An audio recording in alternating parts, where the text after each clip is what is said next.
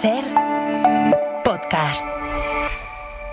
Estás escuchando el Abierto de Hoy por Hoy. Cada día analizamos las noticias más relevantes de la actualidad, las claves políticas, económicas y sociales, con las voces de los protagonistas y los distintos puntos de vista de nuestros tertulianos.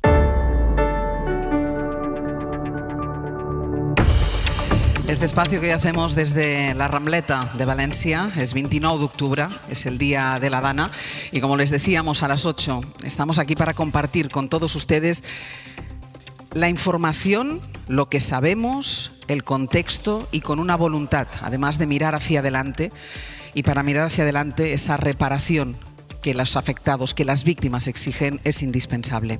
Nos acompañan en este abierto Cristina Monge, ¿qué tal? Muy buenos días. Muy buenos días, buen día, Ángels. Gonzalo Velasco, muy buenos días. Hola, buenos días. Y hemos querido incorporar hoy también a este análisis a Salvador Guix, que es delegado de La Vanguardia en la Comunitat Valenciana. Salvador, ¿qué tal? Muy buen día. Muy buen día, Ángels. Voy a preguntarte a ti, ahora vamos a entrar en contenidos, pero para ti, como informante, como valenciano, ¿qué supone el día de hoy? Pues para mí supone un día de recuerdo de muchísimo dolor, de una jornada que fue terrible, que además, y esto Sastre me entenderá, los que somos de la Ribera Alta, en la comarca valenciana, que en el 82 sufrió una pantanada también con muertos y con muchísimas desgracias, supone rememorar a muchísima gente que lo ha perdido todo, en especial han perdido familiares. Desde aquí saluda a Rosa, que la estoy viendo, y a toda aquella gente que hoy va a sentir que aún quedan muchas cuestiones pendientes por resolver, muchas cicatrices abiertas y muchas preguntas aún sin respuesta. Vamos a poner muchas de estas preguntas sobre la mesa y vamos a empezar por lo que falló ese 29 de octubre. Fallaron muchas cosas, es evidente, a tenor de las revelaciones que se han ido conociendo y que han acabado incorporándose a la instrucción, revelaciones que han puesto en evidencia los enormes agujeros que se produjeron en la gestión de la emergencia por parte de la Generalitat. Y el primero de los agujeros, Julián, fue el de subestimar la gota fría. Sí, quizás sea ese el pecado original, el fallo que podría explicar el resto. Mazón y su gobierno relativizaron el peligro de una gota fría. Esto es lo que dijo Mazón hace 20 días en una de las pocas entrevistas que ha concedido. Las noticias que estábamos teniendo eran lo esperable en una gota fría. En la Comunidad Valenciana hay gotas frías. Desgraciadamente es habitual que tengamos gotas frías. Pero esa mañana nadie nos avisó de que el tamaño de la gota fría iba a ser ese. Bueno, la afirmación de Mazón contrasta con los hechos. Aquel 29 de octubre las alertas eran del mismo color rojo que hace justo un mes, el 29 de septiembre. Ese día, el 29 de septiembre, con la borrasca Gabriel, se suspendieron las agendas. Se paralizó casi toda la actividad. Hace un año, no. Todos hicimos la agenda que teníamos prevista porque no podíamos tener información de lo que estaba ocurriendo. Lo de que no había información es algo que niegan muchos, incluida la jueza de Catarroja, que en un auto ha llegado a decir que alegar eso es tan absurdo como defender que un juez de violencia de género no sabe que se puede adoptar una orden de protección o que un controlador aéreo no sepa leer la pantalla de un radar. Ni el nivel 1 de emergencia en la Ribera, ni las alertas hidrológicas, ni los rescates, ni las carreteras cortadas desde primera hora de la mañana, ni la UME, ni siquiera una reunión de un CECOPI fue motivo suficiente para suspender el encuentro de Mazón con una periodista valenciana. Pero vamos a ver, si la reunión de CECOPI empieza a las 5 y yo empiezo a tener información de CECOPI a partir de las 5:30, me parece un periodo de tiempo bastante razonable. ¿De qué me iban a avisar antes? Pues, ¿de qué le podían avisar? De que la vida de muchos valencianos y valencianas corría peligro. Tenemos hasta ahora en directo al alcalde de Utiel, Ricardo Gabaldón, buenas tardes. Hola, buenas tardes. Hemos visto imágenes realmente preocupantes. ¿Cómo están las cosas ahora mismo? Están los bajos anegados, están las calles que parecen ríos, bueno, está todo inundado, el río se ha desbordado, bueno, pero ya eso es lo que menos nos preocupa. Bueno, así abría Francino la ventana esa tarde, eran las 4 y 5 de la tarde, la comida del Ventorro se alargaría al menos 2 horas y media más. Este es uno de los agujeros de ese día, pero hay más, y muchos tienen que ver con la gestión que se hizo de la propia emergencia. Sí, quizás lo más grave, Ángels, y así lo ha hecho saber también la jueza de Catarroja en numerosos autos, es la falta de avisos a la población. No solo el envío tardío de la ESALERT, que se redacta para avisar de la posible rotura altura de Foratán, no para advertir de la venida del pollo, o avisos sobre el mal tiempo de esos días, acompañado de recomendaciones como los que quizás se hubiesen podido dar a los usuarios de teleasistencia, por los que también ha preguntado la instructora. 37, recordemos, 37 de los 229 fallecidos son usuarios de ese servicio. Y no es este el único agujero en el que ha incidido la jueza, está también la vigilancia de los barrancos. Escucha esto que decía José Miguel Baset, el entonces jefe de bomberos del Consorcio Provincial, sobre los agentes desplegados en el Pollo esa mañana del 29 de octubre. Y al cabo del rato vuelven a ese punto de la escala del barranco del Pollo e informan. El nivel ha descendido, son las 2:30, instrucciones. O sea, si tú me informas que eres la unidad de a pie, el nivel ha descendido, no sé qué hago aquí, son las 2:30, tengo ganas de comer, voy a decir así de claro, aunque se quede grabado me da igual, ¿qué hago? Bueno, los bomberos, lo habrás deducido, se fueron a comer. Pero es que tampoco se desplegaron los agentes medioambientales de la Generalitat, a pesar de que la propia Generalitat advertía por la mañana de la posibilidad de avenidas en ramblas y barrancos. Aunque salga el sol, puede posiblemente que en la ciudad de Valencia y en su entorno puede salir el sol en las próximas horas, pero los barrancos van a llevar agua, pueden llevar agua de aguas arriba. Es el subdirector de emergencias, Jorge Suárez, en la entrevista con la que el programa Hoy por Hoy Valencia de la SER abría ese día 12:25, entrevista que, por cierto, Ángeles forma parte del sumario. De todas formas, Julián, para agujeros, los del relato que ha hecho Mazón de lo que hizo ese día. Yo no hablaría de agujeros, yo hablaría de una tremenda vía de agua. Estos meses hemos asistido a cambios de versiones, a verdades a medias, cuando no alguna que otra mentira. Lo último es que el presidente no fue directamente al Palau al salir del Ventorro, acompañó antes a la periodista hasta el parking, lo que hizo después hasta llegar a su despacho sigue siendo todavía una incógnita. Hay más elementos de esa opacidad. Mazón enredó con la factura diciendo que la había apagado el partido y luego dijo que estuvo permanentemente comunicado. Y creo que se ha demostrado perfectamente que no solamente no estaba ahí localizado ni localizable, sino que estaba perfectamente comunicado con todo aquel que me quiso llamar y con todo aquel con el que yo pude llamar. Pero el cotejo de llamadas con Salomé Pradas confirma que no le cogió el teléfono en varias ocasiones. Mención especial requiere lo de las llamadas esa tarde a los alcaldes afectados por la Dana. Estuvo comunicado con los alcaldes. Raro será que los alcaldes con los que habló el presidente ese día no hablasen de esta situación. Raro para los propios alcaldes. ¿Contar qué alcaldes fueron, por favor? Ya saben que ha sido el alcalde de Cullera y no voy a desgranar todos los alcaldes. No, Camarero no pudo desgranar la lista porque Mazón, salvo con el de Cullera, no habló con alcaldes de la Dana, así lo confirmó la cadena SER después de llamar a una veintena de ellos. Y dejo para el final este sonido. Emergencia, dígame. Hola, buenas, llamada de AMF. Ah, sí, mira, un momentito, te paso con mi compañera, ¿vale? Un momentito. Hola, buenos días. Hola, buenos días, ¿qué tal? Bueno, es la conversación, es mucho más larga, de la técnica de emergencias y la técnica de EMED, que la Generalitat, recordemos, difundió recortada para hacer creer que AEMET había dicho que la Dana se acababa a las 6 de la tarde, cuando en realidad la meteoróloga advirtió del riesgo de fuertes lluvias en el interior de la provincia de Valencia por la tarde, mientras se dirigían las tormentas hacia la serranía de Cuenca. Una revelación, Ángeles, de la llamada y un posible uso manipulado que está siendo investigado por la justicia. Después hablaremos del proceso judicial y en el punto en el que está, Julián. Gracias. A vosotros. Salva, lo que cuesta entender políticamente la gestión de la emergencia, pero personalmente, ¿cómo alguien, 365 días después, y este alguien es Carlos Mazón, sigue sin contar nada? Bueno, sigue evidentemente en su puesto, sigue sin haberse planteado la posibilidad de dejar su puesto cuando el día que tocaba no estaba donde tocaba, y es que ya no solo la parte política, es la parte personal. Es un problema de credibilidad.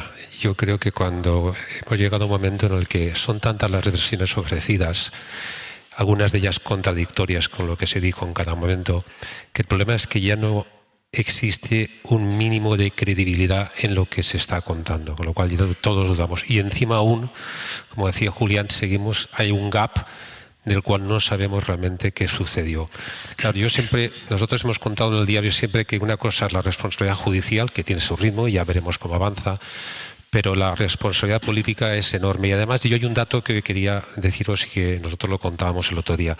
Si realmente él estuvo informado, aún es más grave. Pero claro, si él, como dice, él estuvo permanentemente informado y se le estaba contando lo que estaba sucediendo, aún parece más increíble que él no adoptara la decisión de suspender rápidamente la agenda, fuera la comida o fuera media comida, me da igual.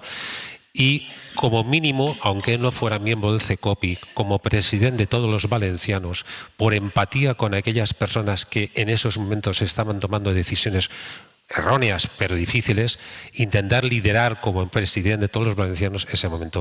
Eso es lo que aún hoy, un año después, yo creo que cuesta mucho de entender. Y es que yo entiendo que la gente que lo ha vivido vuelva para atrás muchas veces, ¿no? E intente recomponer todo lo que pasó. Pero yo, por ejemplo, recordaba sí que se había hecho, pero no el contenido de esa llamada que Francino hace a las 4:05 de la tarde con ese alcalde que ya le dice cómo baja el agua, que la UME intenta llegar, y a las 4:05 el presidente de la Generalitat, Cristina, seguía encerrado en un restaurante. Es que yo creo que aquí se juntan tres elementos que cada uno por sí solo son terroríficos, pero cuando operan los tres a la vez realmente es espeluznante, ¿no? En primer lugar, la gestión negligente.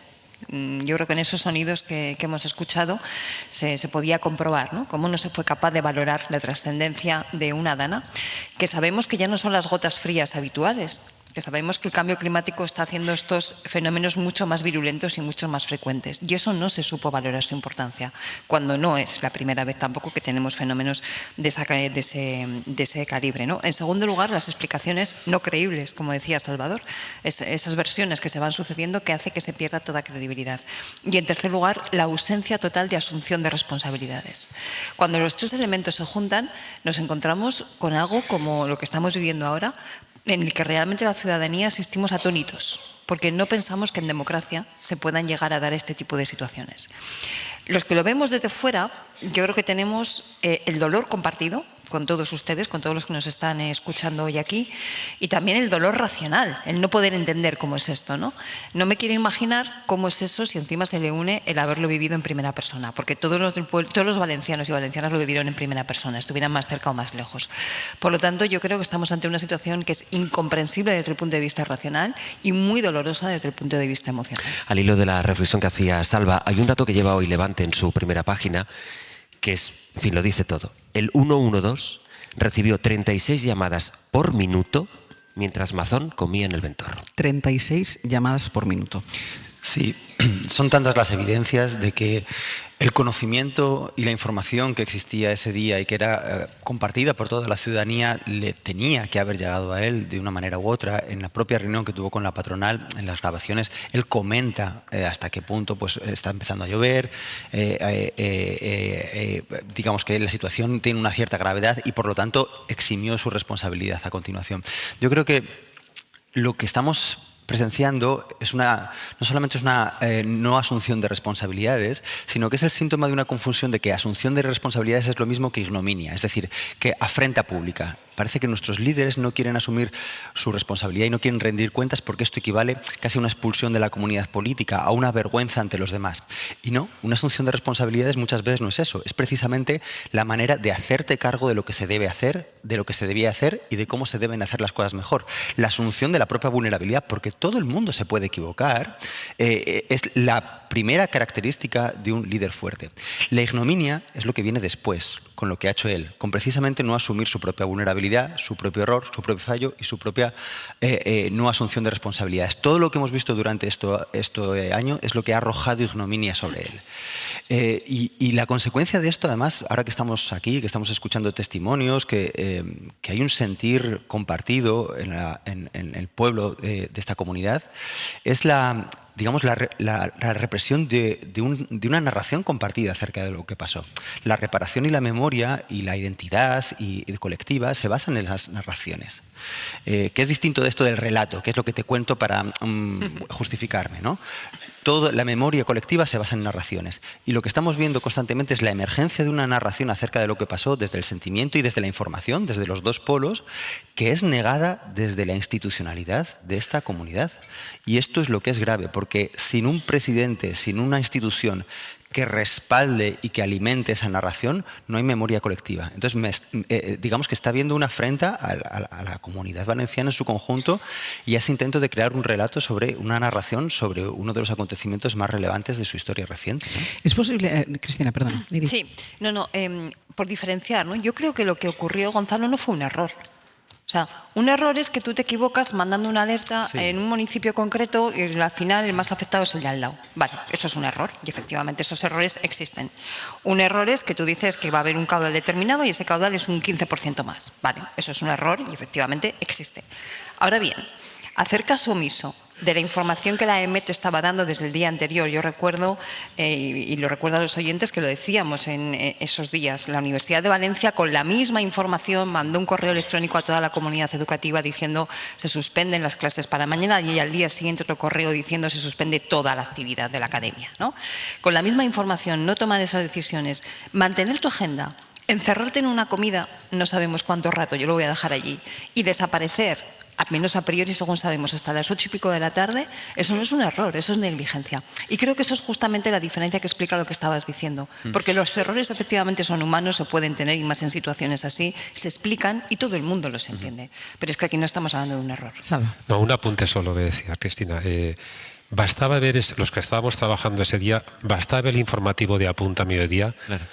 Para entender la dimensión del problema que estaban sufriendo ya la provincia de Valencia. Es que no hacía falta ya más, de verdad. Nosotros, todo el equipo de Valencia, nosotros los periodistas ya sabíamos a mediodía que estábamos ante una catástrofe de unas dimensiones como no se conocían desde hace muchísimo tiempo. El informativo ya estaba hablando de inundaciones, de rescates, de muertes, de riesgo de personas en Utiel, en la zona de Requena, de que se estaban ya llenando los barrancos. O sea, no hacía falta nada más. Por eso te digo que un poco para reforzar lo que tú dices, es que no hacía falta ya, aparte de que AEMET avisó con tiempo de que hubo de alerta roja, fue suficiente que alguien mirara los informativos de APUN, de aquellos que hicieron un trabajo, por cierto, excelente ese día, los compañeros de APUN, para darse cuenta de la dimensión de la catástrofe. Vamos a hacer una pausa. Seguimos y se sienta aquí con nosotros la delegada del Gobierno.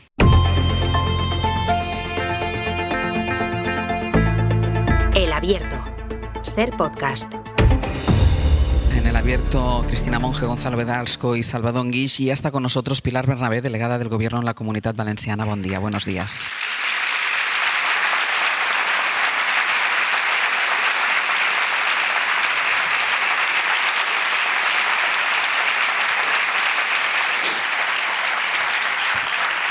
Delegada, yo que hago muchos programas, así con público y entrevisto a políticos, no es habitual esto. ¿Por qué cree que pasa?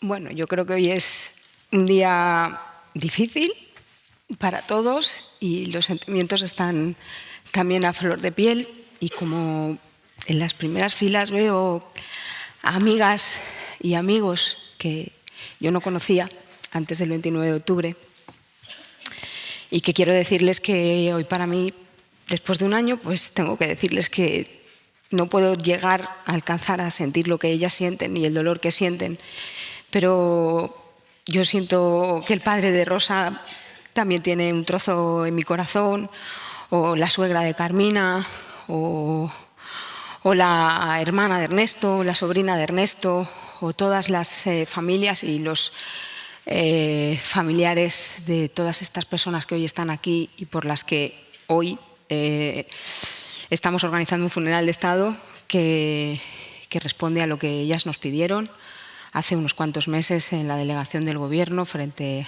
al presidente del Gobierno. Es un día difícil, es un acto complejo, pero es un acto también de reparación, de homenaje, de recuerdo y sobre todo de respeto. Y con esa voluntad es con la que quería hoy empezar, darles las gracias por su coraje, por su valentía, porque no se callan nunca y porque vamos a estar a su lado para acompañarles y para que la reconstrucción, que no les gusta que diga esa palabra, sea la reconstrucción emocional que necesitan y que merecen. Usted ha mostrado desde el principio una completa empatía con las víctimas y la prueba es esta. O sea, está la delegada del Gobierno llorando a mi izquierda. Esto va a ser difícil hoy, ¿eh? Ya se lo digo, porque mira uno al frente y se encuentra con los familiares de las víctimas, los miembros de las asociaciones, llorando por este contacto visual que hacen con la delegada del Gobierno. Ahora le preguntaré por contenido más político, pero yo no sé si usted es consciente que usted es la demostración de que la política también es empatía. Y que en circunstancias como estas la empatía es fundamental, y veníamos de hablar ahora y le preguntaré por la gestión de Carlos Mazón. Usted desde el primer momento tuvo claro que ellas eran las protagonistas, que eran ellas a las que había que acompañar y con las que había que estar.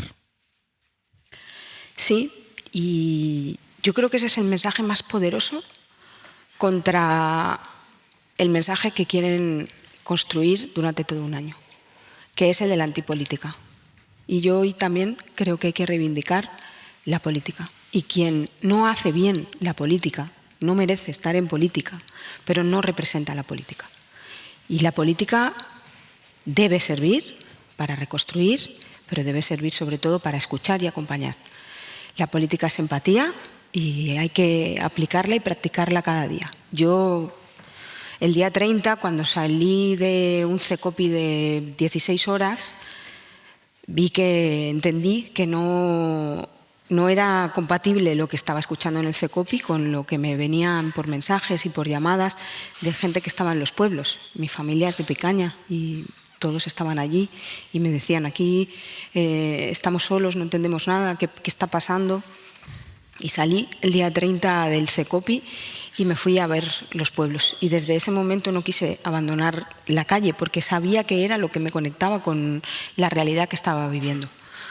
Pero es verdad que yo también tengo que decirle a todas las familias de las víctimas y a todas las personas que de una manera u otra han sido afectadas en cada uno de los pueblos que he visitado cada mañana y cada noche cuando acababa y cuando empezaba el CECOPI, que gracias porque hay una parte egoísta de todo esto en mí y es que gracias a eso podía levantarme cada día, podía trabajar cada día y hoy puedo venir aquí también con la humildad, con toda la humildad del mundo, pero con la cara alta porque dentro de toda la desgracia y sé que cada día pienso que ojalá hubiese podido hacer algo más, pero yo sé que hice todo lo que estaba en mi mano, probablemente con errores, pero desde luego puedo levantar la cabeza y mirarles a la cara y ellas lo saben.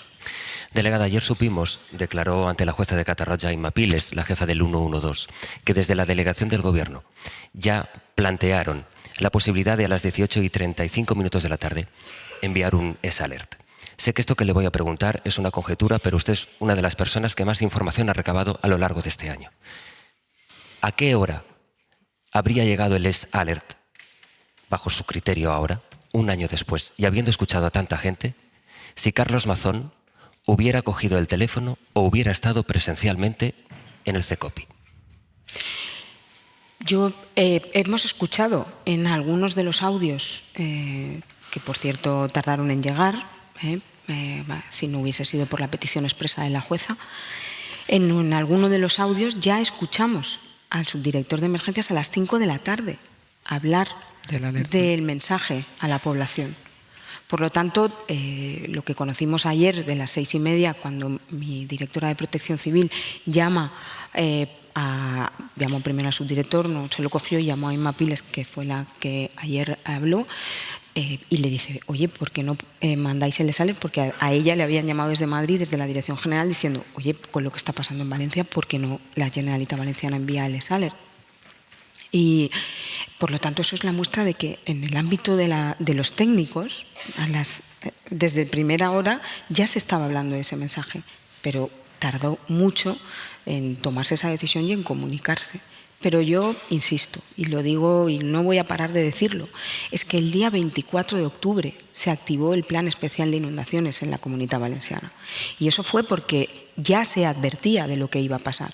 En las últimas danas que hemos tenido aquí se ha activado el Plan Especial de Inundaciones y a la media hora nos han convocado a todas las agencias, a todas las administraciones para tener una reunión de coordinación y preparar, porque la ley le obliga a la Generalitat Valenciana, cuando activa el Plan Especial de Inundaciones, a coordinarlo todo.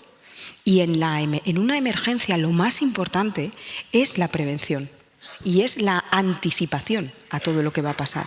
Si el día 24 se activa el Plan Especial de Inundaciones y hasta el 29 a las 5 de la tarde no pasa nada, no hacen nada, ni una simple llamada. Yo llamé a la consellera a las 12 del mediodía porque nadie me había llamado.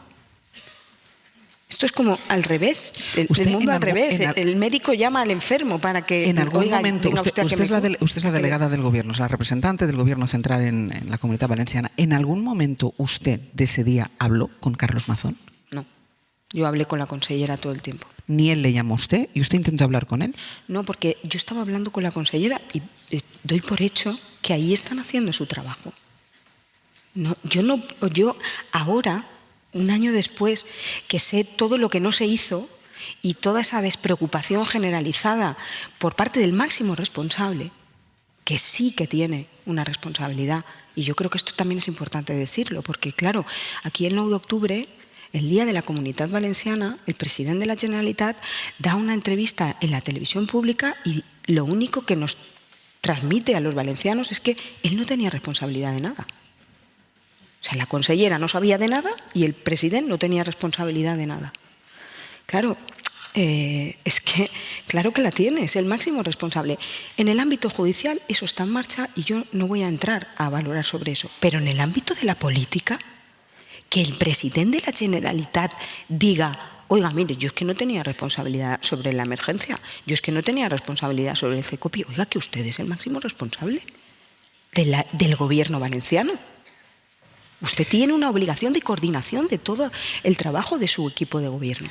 Y de lo vivido, de lo pensado, de darle vueltas y mil vueltas a ese CECOPI, que estoy convencida que usted lo ha hecho, se deduce que la alerta no se manda antes porque quien está al frente en ese momento, que es la consellera, lo que está esperando es que le diga el presidente de la Generalitat: mandemos la alerta.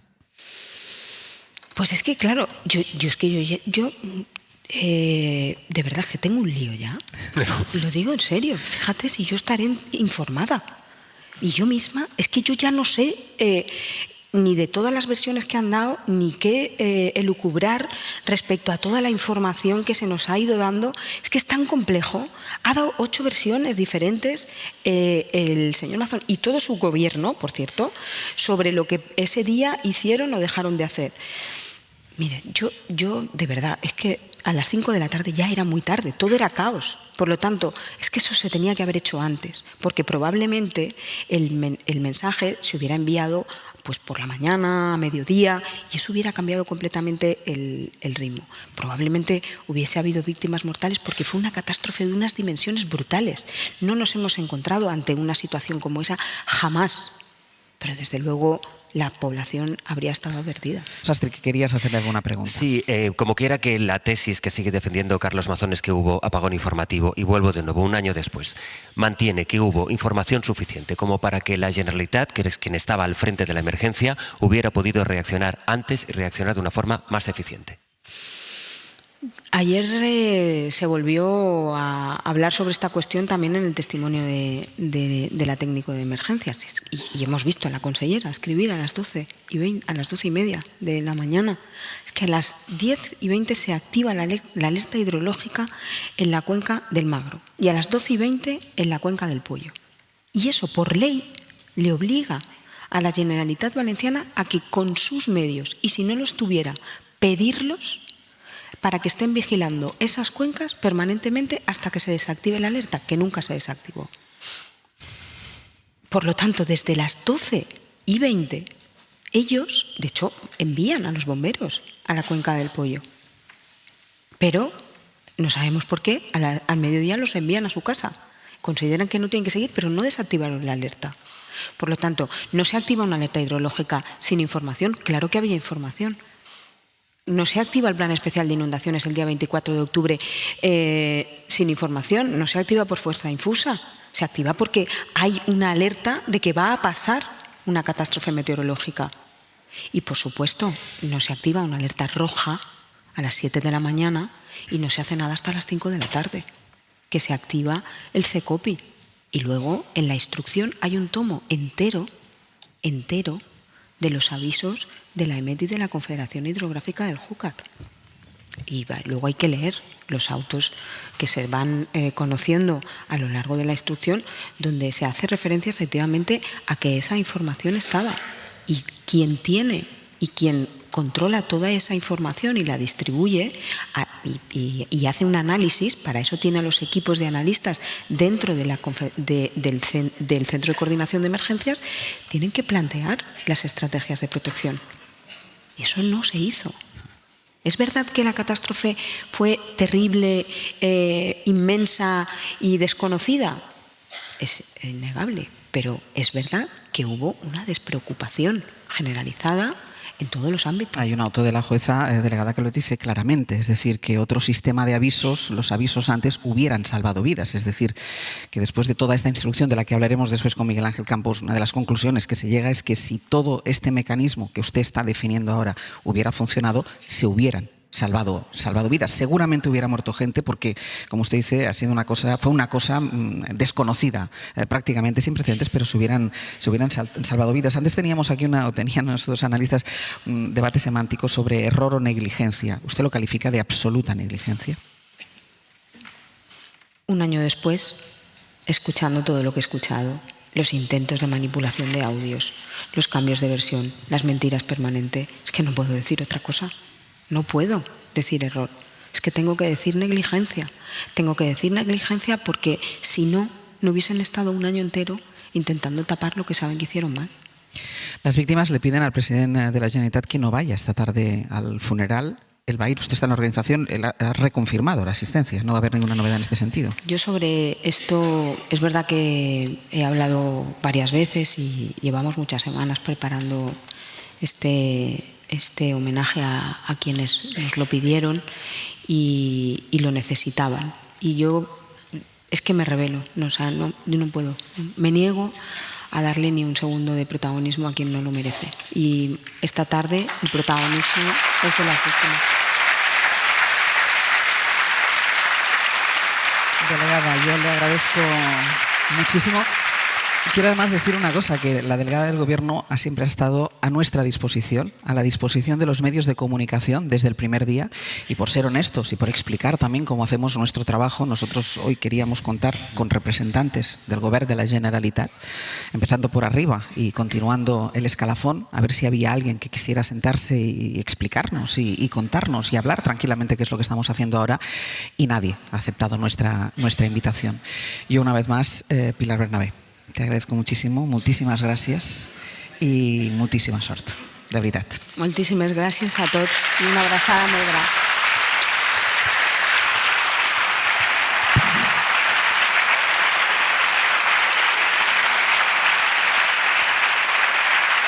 Ya saben que además estamos haciendo un recorrido por diversos puntos de la geografía de esta Comunitat Valenciana, nombres de pueblos, de localidades que los que no somos de aquí empezamos a conocer. Yo me acuerdo esos días como Sastre me iba diciendo y me iba situando dónde estaba cada una de las localidades, me iba haciendo un dibujo mental hasta que prácticamente ya tenemos en la cabeza cómo es esa línea del Horta Sud Valenciana. Así que vuelvo con Juan Magraner. Juan, ¿qué tal? Buen día. Ahora estás en un colegio, porque recuerden también que muchos colegios quedaron arrasados, que a muchos les costó volver a funcionar. Tú estás ahora mismo en Alfafar. Sí, en el cole Orba, en un pasillo enorme, entre una construcción que tiene mucho de industrial, con enormes barracones a los que hace unos momentos acaban de llegar todos los niños y algunas familias, porque hoy aquí es un día especial. Hoy es el aniversario de la Dana y está muy presente en el equipo directivo y también en las paredes de este centro. Me vais a perdonar, pero es que cuando son los niños...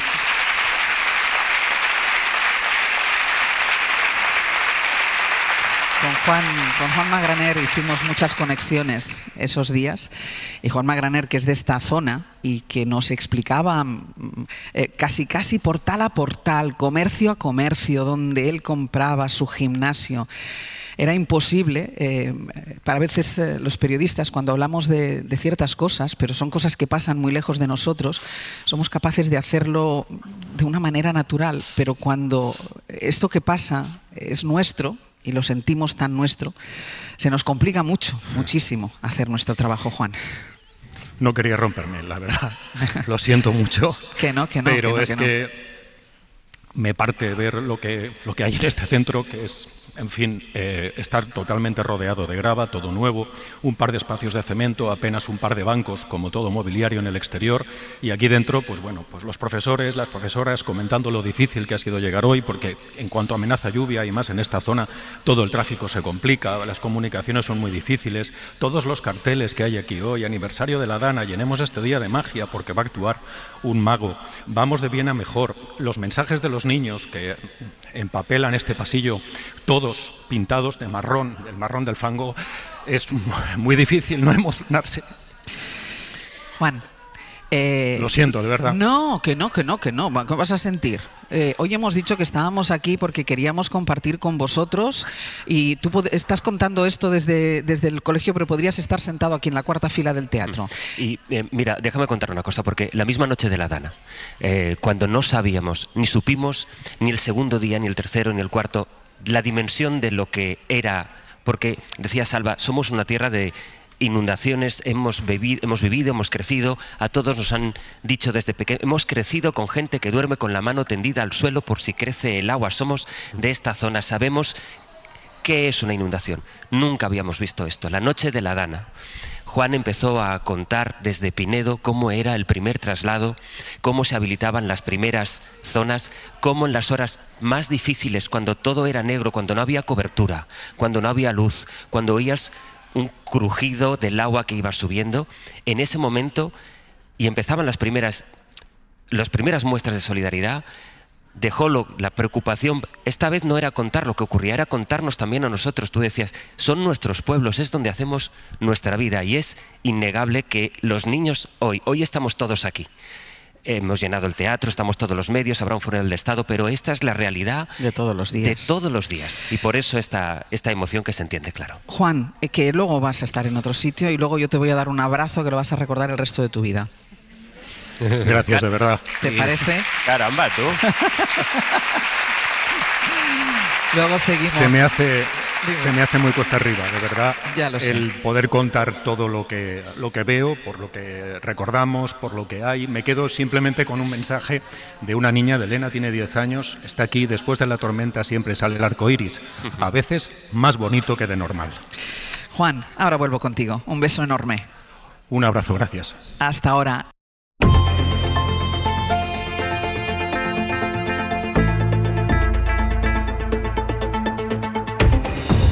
En este abierto desde la Rambleta en Valencia con Cristina Monge, Gonzalo Velasco y Salvador Enguix.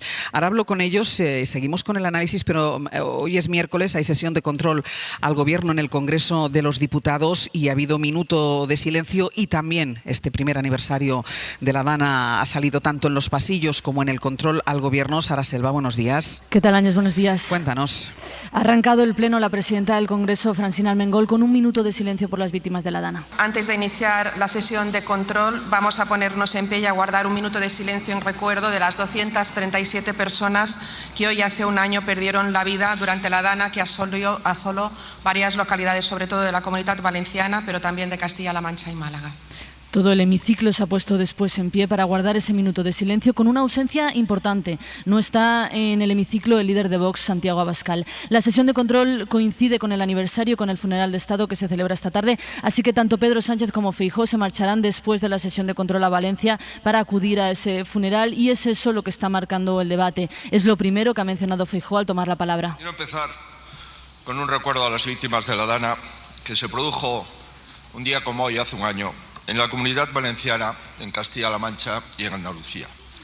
Por supuesto, a todos sus familiares y a los que lo han perdido todo. Pero la tregua apenas ha durado unos segundos. Preguntaba Feijóo al presidente, ¿va a decir la verdad? La pregunta de hoy es retórica. ¿Piensa decir la verdad mañana en la Comisión de Investigación del Senado o va a seguir haciendo de Pedro Sánchez? Pedro Sánchez ha decidido no entrar en la trifulca política y dedicar su respuesta a hablar de las víctimas de la Dana. Hoy no es el día. Hoy es el día para la empatía, para el recuerdo, para la memoria de las víctimas, para el compromiso con la Comunidad Valenciana y ya tendremos ocasión de hablar de estas cuestiones y de otras muchas. Pero Feijóo ha continuado con su guión. Yo voy a seguir cumpliendo mi deber y mi deber es distinguir la verdad de la mentira. Señor Sánchez, usted nos ha mentido a todos, sí, a sus votantes. Con el mismo tono de todos los miércoles. Miente más que su CIS y que su televisión española. Y volverá a mentir mañana en el Senado, porque sabe. Ha terminado Feijóo su intervención tal y como la tenía preparada y Sánchez no ha vuelto a contestar. Sigue ahora la sesión de control. Todos los diputados están mencionando hoy a las víctimas de la Dana. Sara, gracias. Si hay alguna novedad en esa sesión de control, nos pides paso, nos la cuentas. Perfecto, hasta luego. Venga, yo quería, después de haber estado hablando aquí con la delegada del Gobierno, que como decíamos, no es la primera vez que se pone a nuestra disposición, porque lo ha hecho, ella ha estado a disposición y al lado de las víctimas, pero también ha estado con nosotros, con los medios de comunicación, cuando intentábamos entender y buscábamos explicaciones desde el primer momento, llegaban habitualmente desde la delegada del Gobierno, y nosotros que hablamos tanto, y Gonzalo, tú que eres tanto de teorizar también sobre la política, ¿qué manera, o sea, qué dos maneras más diferentes de hacer política? Sí, incluso antes de eso, pero relacionado, quiero empezar destacando lo relevante que es que las emociones estén en el espacio público, ¿vale? En nuestra tradición y en nuestra cultura tendemos a pensar que lo emocional tiene que refugiarse en lo privado, ¿no? Y que lo público es el ámbito solamente de una deliberación fría, racional. Somos emociones y a veces las emociones expresan potenciales normativos, denuncias de injusticia, ideales de justicia, mucho mejor que cualquier argumento. Y entonces es importante que en actos como hoy, y que incluso también representantes políticos den cuenta de la emoción, porque además la emoción es una manera de estar entre todos. No es algo que se tiene dentro, en la mente, en la cabeza de uno, sino que es la manera de relacionarse con los demás, ¿no? Eso quería empezar con eso porque en el día de hoy me parece muy importante. Y en relación a lo que decías, evidentemente la responsabilidad política en una democracia, en un Estado republicano, en el sentido de las cosas públicas como en el que estamos, tiene algo también de simbólico, de performativo. Estamos ante un caso en el que el presidente se refugia en su ausencia de obligación procedimental para estar en no sé qué lugar, en este caso en el CECOPI, porque podía delegar subsidiariamente en la consellera, en el secretario. Pero es que, ¿cómo se puede hacer así? ¿Cómo se puede ser tan mezquino? La representación que hay que tener no es solamente la que te obliga la ley, sino es la que tu deber para toda la ciudadanía que te ha votado o no te ha votado, pero para la soberanía de tu pueblo es. Entonces tienes que estar ahí acompañando, empatizando, haciéndote cargo. ¿Con qué se sustituye esta responsabilidad? Pues muchas veces no solo con mentira directa, porque la mentira es del que sabe la verdad y te dice, no, mejor mira para otro lado, ¿no? En este caso es una cosa... La confusión, ¿no? La confusión informativa de la que hablamos muchas veces. Es como la idea del trilero, ¿no? El trilero no te dice que la bolita está en el cubo equivocado, pues, sino que te mueve los cubos tanto que al final ya no sabes hacia dónde mirar. Recordemos las denuncias a la Conferencia Hidrográfica, al Ministerio de Transición Ecológica, la campaña contra Teresa Rivera. Recordemos que estaba en el proceso de convertirse en la vicepresidenta de la Comisión. Exacto. Todo el ruido informativo que ha habido, obviamente las decenas de versiones, que finalmente genera una sensación de agotamiento, de cansancio y de confusión de la mirada ciudadana, que al final... por agotamiento no sabe bien a dónde apuntar, ¿no? Esta es la mala política, la política que juega con la desinformación, porque al final tiene una concepción del poder que es la de, al final el líder político no es el que genera esa representación, sino el que hace los tejemanejes en la sombra para mantenerse en el poder. Cristina. ¿No? Pues no puedo estar más de acuerdo con Gonzalo, porque efectivamente las emociones nos constituyen y tienen que formar parte del espacio público. Por eso cuando escuchamos aquí a Pilar Bernabé diciendo la política es empatía, todos asentimos, ¿no? Para los que nos están escuchando que lo sepan, todos hemos asentido en este teatro cuando hemos escuchado aquello de la política es empatía. Porque efectivamente, como decía Gonzalo, la política no son esos tejemanejes ocultos, no se sabe muy bien qué, sino que es ponerse en lugar del otro y ser capaz de hacer lo que el otro necesita en cuanto a comunidad, para construir comunidad. Y bueno, pues acabamos de tener un ejemplo más en la sesión de control del Gobierno en el Congreso, ¿no? Que hoy, 29 de octubre, esa empatía salga absolutamente del orden del día del jefe de la oposición, el señor Feijóo, y se dedica a preguntar por enésima vez si el presidente del Gobierno va a hacer no sé qué cosa mañana, que ya tendrá tiempo mañana de preguntar en la comisión, y hasta qué punto esa ausencia de empatía le lleva a cometer un enorme error, que yo no sé si alguno de sus asesores en estos momentos no está temblando cuando dice eso de que mi responsabilidad es distinguir la verdad de la mentira. Hoy. Precisamente hoy. Hoy, con el foco puesto en Carlos Mazón. Efectivamente. Salva.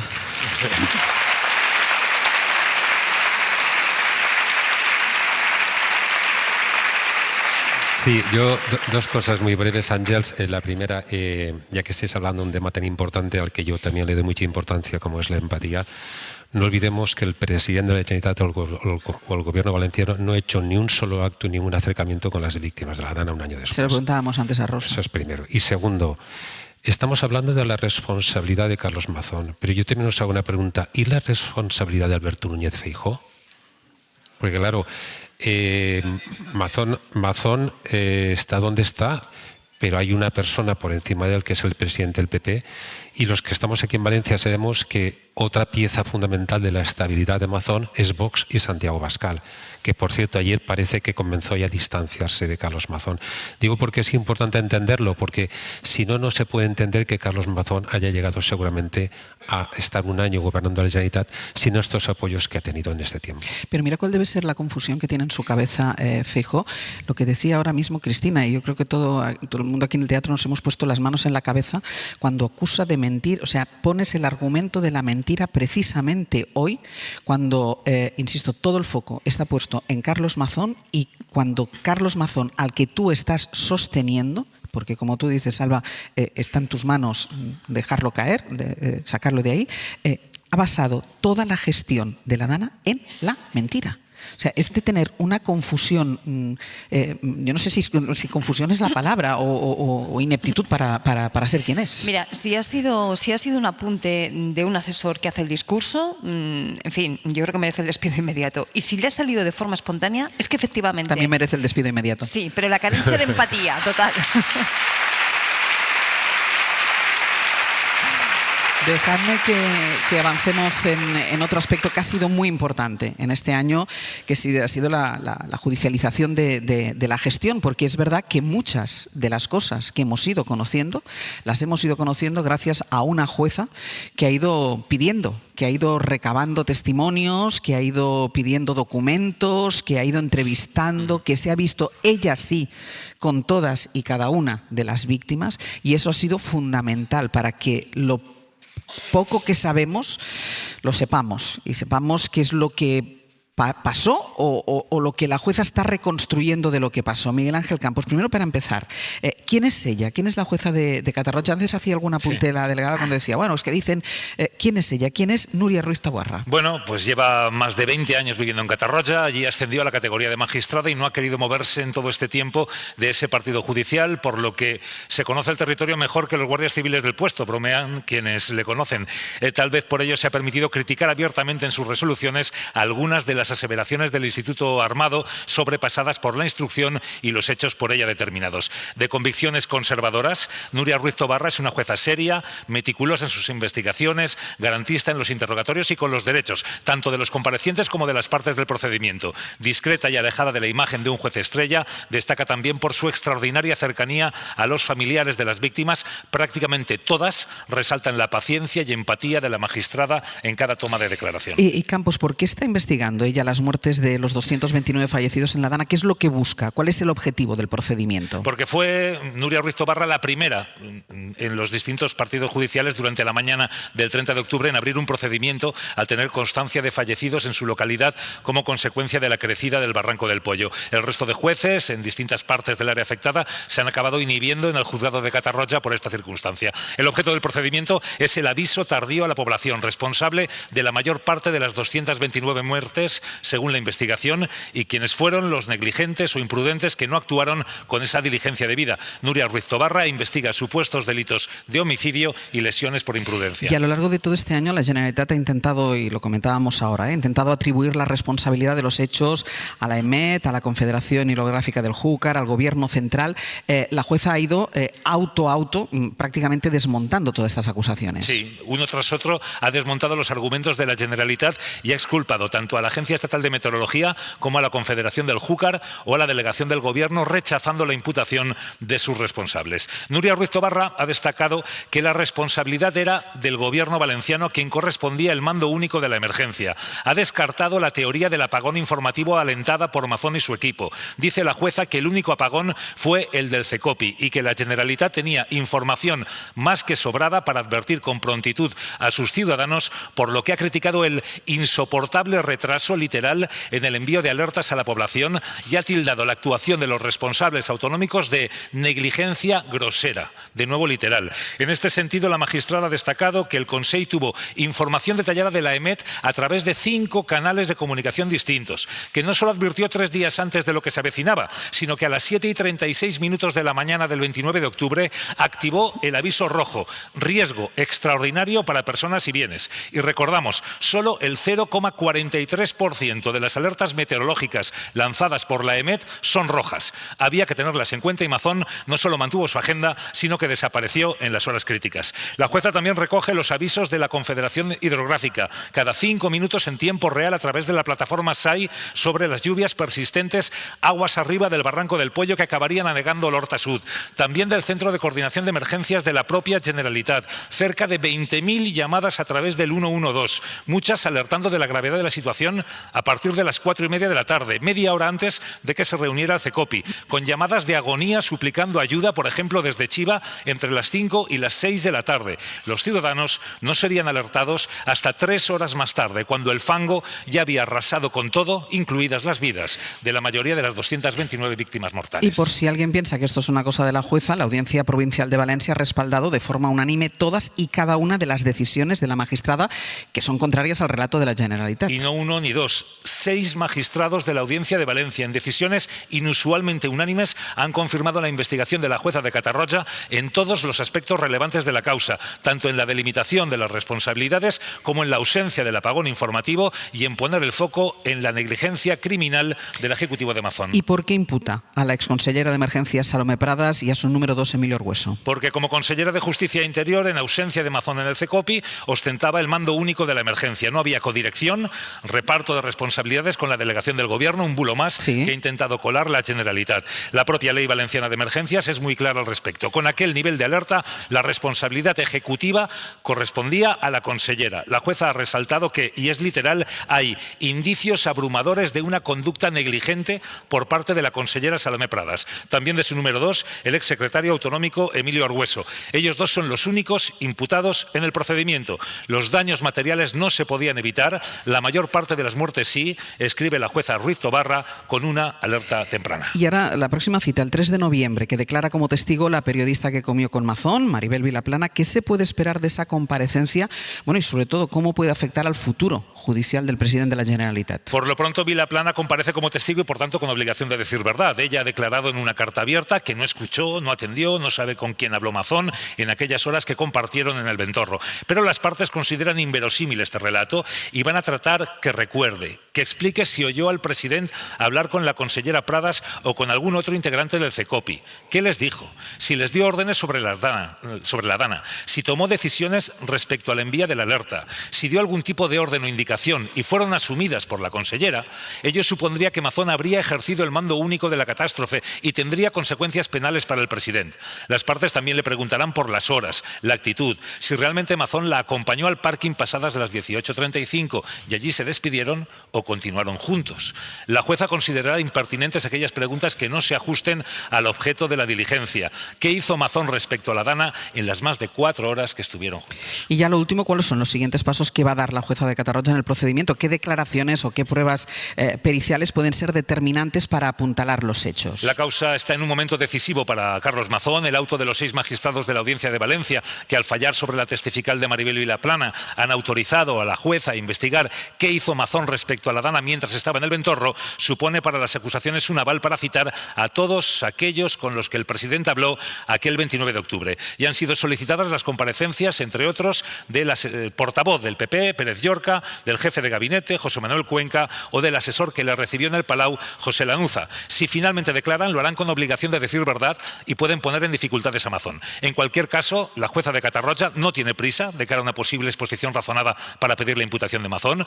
Va a ir paso a paso reconstruyendo hechos y definiendo responsabilidades. Faltan por declarar, Ángels, decenas de afectados, cerca de 20 alcaldes. Se antojan decisivas las testificales para las que aún no hay fecha del subdirector de emergencias, Jorge Suárez, y del ya jubilado jefe de bomberos, José Miguel Baset. Por delante quedan meses de investigación e ingente prueba por practicar. La jueza ya ha prorrogado 6 meses la investigación y esa prórroga probablemente no será la última. Campos, gracias. Así, Salva, qué importante ha sido este proceso. Decíamos antes que la parte política corre por una vía y el procedimiento judicial corre por otra. Pero qué importante ha sido y está siendo este procedimiento judicial para que sepamos muchas de las cosas que pasaron. No, yo en mis 35 años de oficio nunca he visto una juez o un juez instructor trabajar con la intensidad y con la motivación de la instructora de Catarroja, porque además está siendo una instructora ágil, rápida, da respuesta inmediatamente a cualquier bulo que se lance.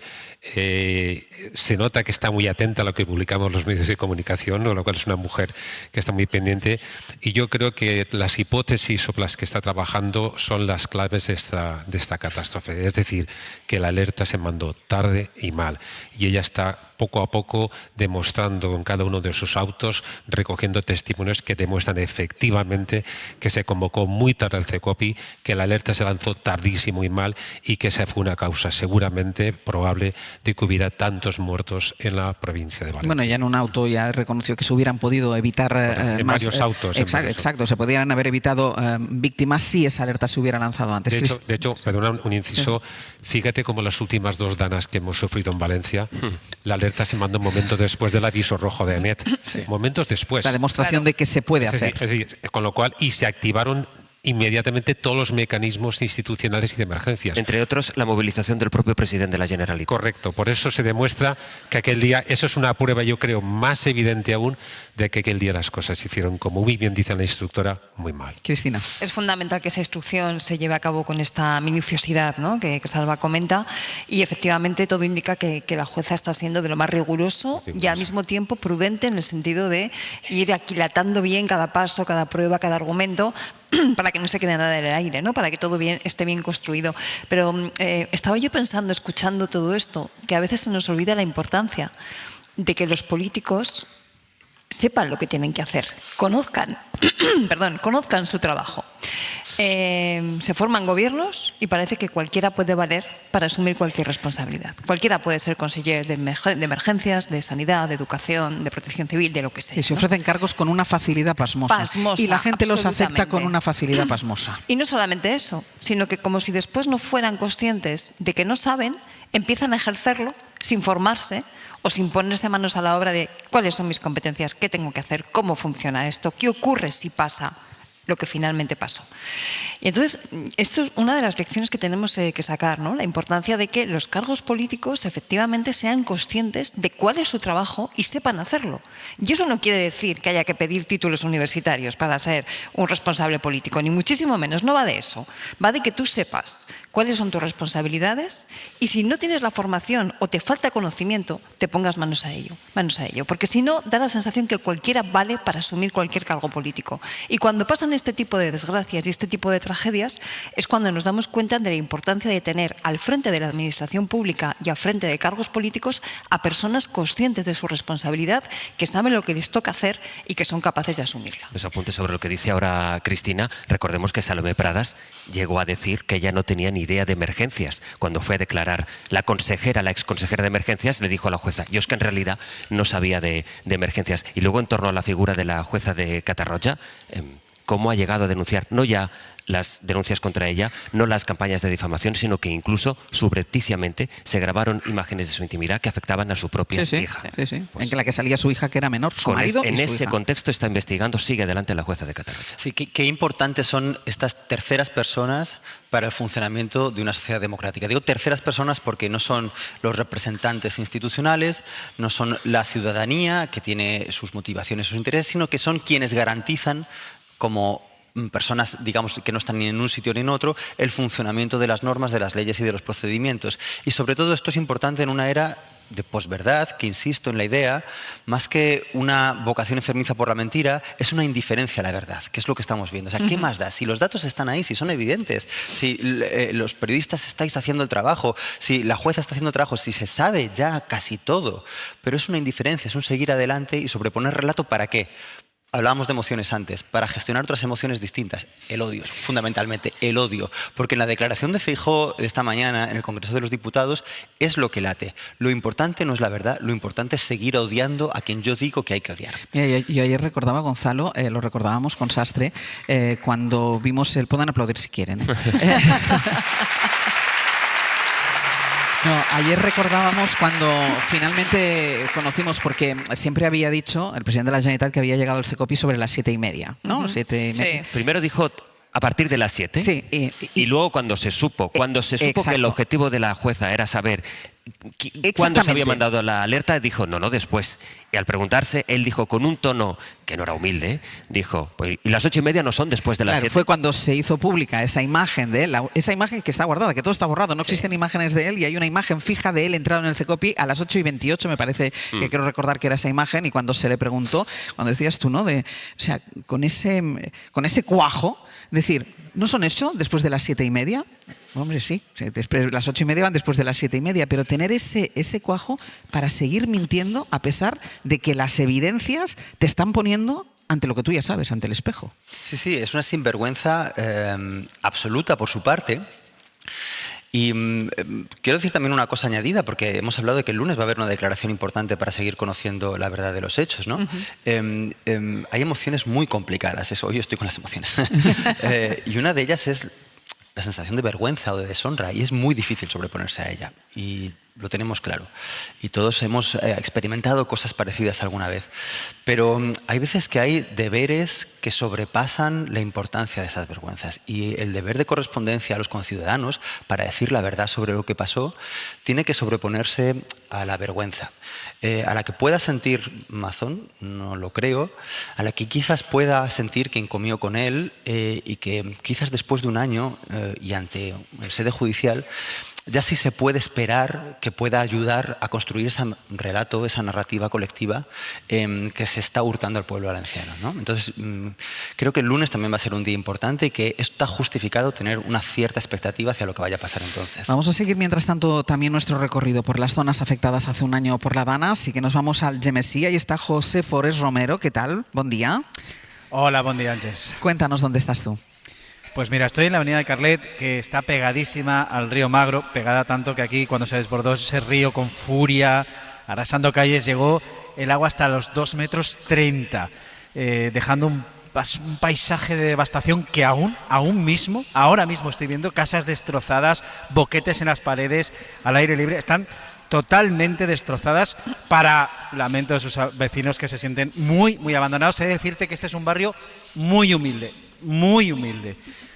En cualquier caso, en el Gemesí, el 96% del casco urbano quedó afectado por el agua, obligó a una evacuación masiva, decenas y decenas de vecinos fueron evacuados de forma urgente, muchos fueron trasladados al Casal de Fiestas, que se habilitó como refugio temporal. Aquí 3 personas fallecieron, y en el ámbito material, pues se ha iniciado la compra de casas en ruinas para su demolición, con una inversión de 650.000 euros. Se proyecta una mota de protección de 2,40 metros para evitar futuras tragedias. Y ahora mismo estoy frente a una máquina, también en la avenida del Carlet, donde está trabajando para retirar los escombros del colegio afectado por la Dana, que ha sido derribado. José, muchísimas gracias. A ti. Hasta luego. Hablaba de los daños, hablaba de la reconstrucción, y lo que quiero hacer, porque además como Carlos Mazón lo ha fiado todo a la reconstrucción, yo tengo que seguir así aquí, porque claro, yo tengo que hacerme cargo de la reconstrucción. Quiero hacer un repaso por la reconstrucción y por las ayudas que las diferentes administraciones han dispuesto para hacer frente al devastador efecto de la Dana, porque además de los 229 muertos, la Dana ha afectado en mayor o menor medida a 800.000 personas, y estamos haciendo el repaso, vivienda, trabajos. Ana Durán, ¿qué tal? ¿Qué tal? Buen día. Vivienda, trabajos, entornos que han quedado completamente devastados por el agua. Completamente devastados, y como estamos escuchando durante toda esta mañana a nuestros compañeros, bueno, pues todavía esa reconstrucción, como se temía, muy lenta, muy costosa y a un ritmo mucho menor, seguro, del que las personas afectadas esperaban, ¿no? En cualquier caso, por centrar un poco los datos, el Gobierno central ha movilizado para esta reconstrucción 16.600 millones en ayudas y en reconstrucción. Hasta ahora se han ejecutado unos 8.000.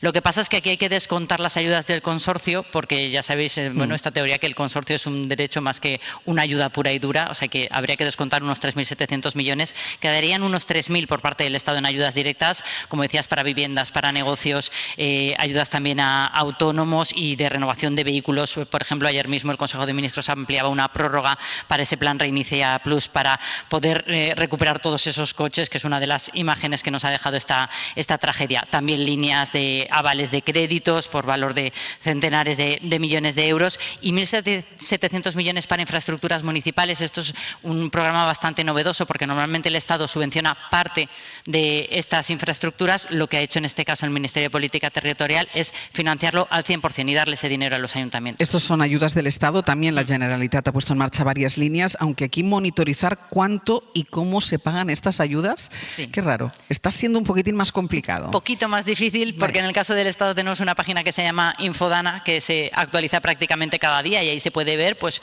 de ahí he sacado estos datos, lo que se ha ejecutado, lo que queda por pagar. En el caso de la Generalitat, bueno, pues no existe un instrumento de ese tipo, así que lo que dice el Gobierno valenciano es que ha pagado ya unos 900 millones en ayudas, han sido 240 millones en ayudas directas a familiares, 250 para compra de vehículos y otras partidas como material escolar, etcétera. Además está el misterio, en el caso de las ayudas de la Generalitat, de esos 12 millones de donaciones que conocíamos también hace unos días, de los que solo se han invertido realmente en ayudar a la reconstrucción de la Dana 3, y hay 9 que están en un limbo que dice la Generalitat que va a reubicar en el futuro, así que esperaremos esa reubicación. ¿Todas estas ayudas han sido suficientes para paliar los daños de la Dana? Bueno, pues en absoluto, y además lo que decíamos antes, pues la lentitud, la burocracia, esto es, bueno, pues la protesta común que encontramos entre todos los afectados y afectadas por la Dana. Hay que tener en cuenta además que mucha de la documentación que ayudaba a acceder a estas ayudas, bueno, pues se perdió con la tragedia y quedó completamente devastada. Y hay algo, hay un detalle en el caso de las ayudas de la Generalitat que ha presumido siempre mucho, que son ayudas directas, universales, sin burocracia, todo muy rápido. El problema de esto tan rápido es que no valora los daños que tiene cada afectado. Y entonces le dan los mismos 6.000 euros a lo mejor a alguien que ha tenido, bueno, pues una entrada de agua en su casa y daños pues relativamente llevaderos, que a alguien que le faltan 3 tabiques, tiene la casa destrozada, y entonces, bueno, pues eso también a los afectados y afectadas pues claro, les enfada bastante. El Abierto. Ser podcast.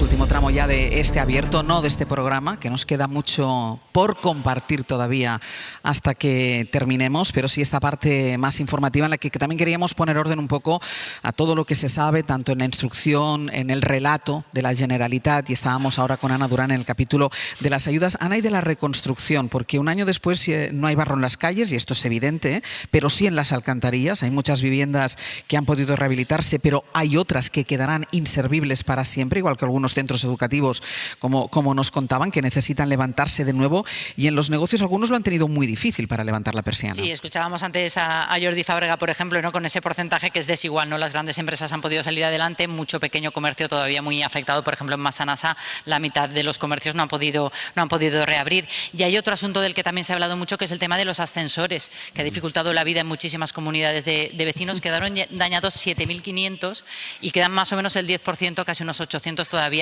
por recuperar. Se ha priorizado a las personas con dificultad de movilidad, pero claro, esto bueno, pues es una parte de la reconstrucción que todavía queda pendiente. Y luego, como decía, rehabilitaciones de viviendas que todavía van muy lentas porque evidentemente no existen ni los medios materiales ni humanos para hacerlo todo tan rápido, y con un precio de la vivienda que aquí también se va disparando más todavía por la Dana, un 18% en los municipios. Y hay otro asunto fundamental, la educación, lo hemos contado, porque la Dana devastó colegios, pero también centros de salud. Sí, centros de salud y colegios. En cuanto a los colegios, 48.000 alumnos afectados en un principio. Hay 8 centros que tienen que levantarse desde cero. Hay 100 aulas prefabricadas. Ya todos los alumnos estudian en su municipio, pero todavía no tienen su colegio, su centro o su instituto. Y 57 centros de salud afectados ya han recuperado la actividad. Se han invertido unos 100 millones. Y aquí también la salud mental. Tanto la Generalitat como el Ministerio, a través de la SUSME, han establecido bueno, pues un refuerzo de la salud mental. Ha aumentado los casos de estrés postraumático un 170%. Que esto nos parece muchísimo porque es muchísimo, pero decían desde la Generalitat que incluso se esperaban un 800%. O sea que aún está todavía por sanar esa herida y por salir seguramente. Porque... Y en materia de infraestructuras, de las que más preocupa el alcantarillado y los barrancos, y sobre todo la gran pregunta, si resistirían otra lluvia torrencial. Que sigue siendo una gran pregunta. El Gobierno central ha movilizado unos 400 millones, unos 200 la Generalitat para recuperar el alcantarillado. Además se están ejecutando ya obras en el Barranco del Pollo. Veíamos hace unos días unas obras en Chiva, y la Generalitat también ha invertido pues toda la recuperación recuperación de las depuradoras, unos 100 millones, o 220 en gestión de residuos, porque imaginad todos los residuos que fue necesario canalizar después de la Dana. Y lo último, la reconstrucción de las infraestructuras, el transporte. Eso también, bueno, afectó muchísimo a la vida diaria. Todos tenemos esa imagen los primeros días, esas colas. Primero no poder moverse y luego poder moverse con muchísima dificultad con las lanzaderas que intentaron superar la dificultad que suponía que desaparecieron las líneas de cercanías, también la red de Metro Valencia. Al final se recuperaron en diciembre las líneas C1 y C2 de cercanías, la C3 todavía está por recuperarse por parte del Ministerio. Ahí hubo una inversión de Adif y Renfe de varios centenares de millones de euros, y en el caso de la Generalitat, pues recuperar la red de Metro Valencia, que funciona desde junio, tardó 6 meses en recuperarse. Ana, muchísimas gracias. A vosotros. Nos vamos a Massanassa. Jessica Crespo, ¿qué tal? Buen día. Hola, buen día, Ángels. Estoy en la calle San Miquel de Massanassa. Escucharéis igual el ruido de fondo, y es que hay muchos locales en obras, en muchas plantas bajas. La mayoría anteriormente eran comercios que quedaron arrasados. Hay que decir que la huella de la Dana en esta zona es muy visible. Hay puertas de comercios que todavía están reventadas y no se han cambiado.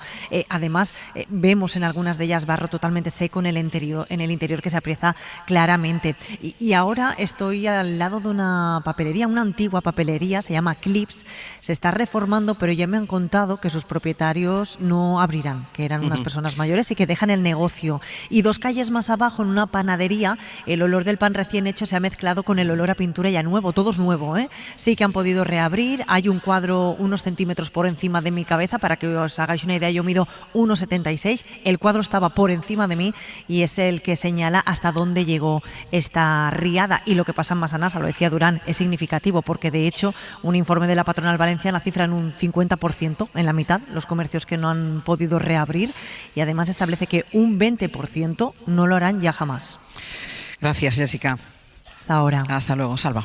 Sí, ahora que hablamos de reconstrucción, quería comentaros, haceros una pregunta, un tema que he hablado muchas veces con el director de la cadena en la Comunidad Valenciana, Bernardo Guzmán. ¿Cómo es posible que en un año no haya habido ningún tipo de colaboración entre el Gobierno y la Generalitat Valenciana para sumar esfuerzos de cara a la reconstrucción, y que no haya habido ni una sola reunión entre Pedro Sánchez y Carlos Mazón, con todo lo aparte de cada uno con lo que hemos hablado, para sumar fuerzas juntos para que esta reconstrucción fuera más acelerada? Yo, como valenciano, me cuesta mucho entenderlo. ¿Hay respuesta, Cristina? Una pregunta así. Pues no.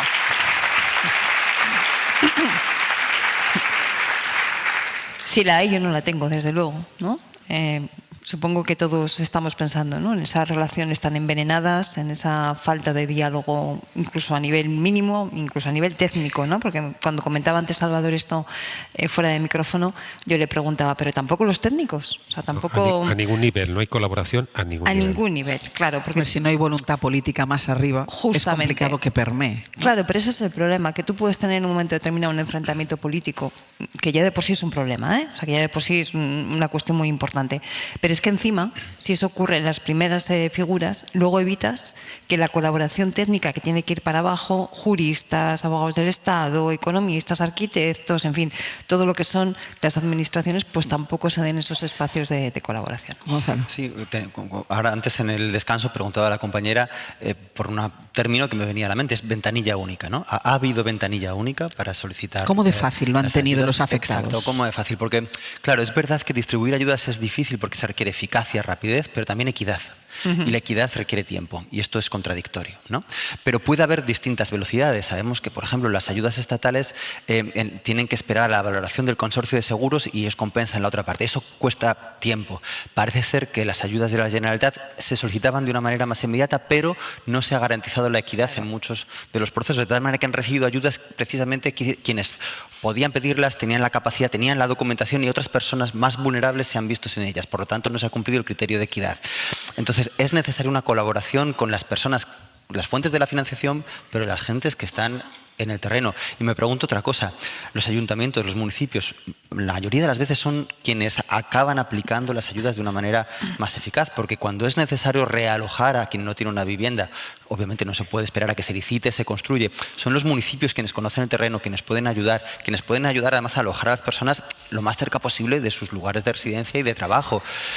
Que no haya habido una colaboración entre estos distintos niveles, claro, puede ser preocupante. Tengo que cerrar aquí el abierto. Vamos a seguir con el programa, vamos a seguir escuchándoles, vamos a seguir intentando explicar. Vamos a tener música porque viene la fúmiga. Viene la fúmiga. Viene la fúmiga. Porque pensamos que hay que también tomar aire y respirar, y también hay espacio para sonreír y para reír, que el futuro tiene que ser esto.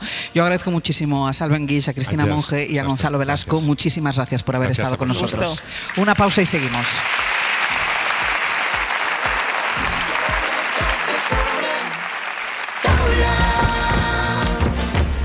Para no perderte ningún episodio, síguenos en la aplicación o la web de la SER, Podium Podcast o tu plataforma de audio favorita.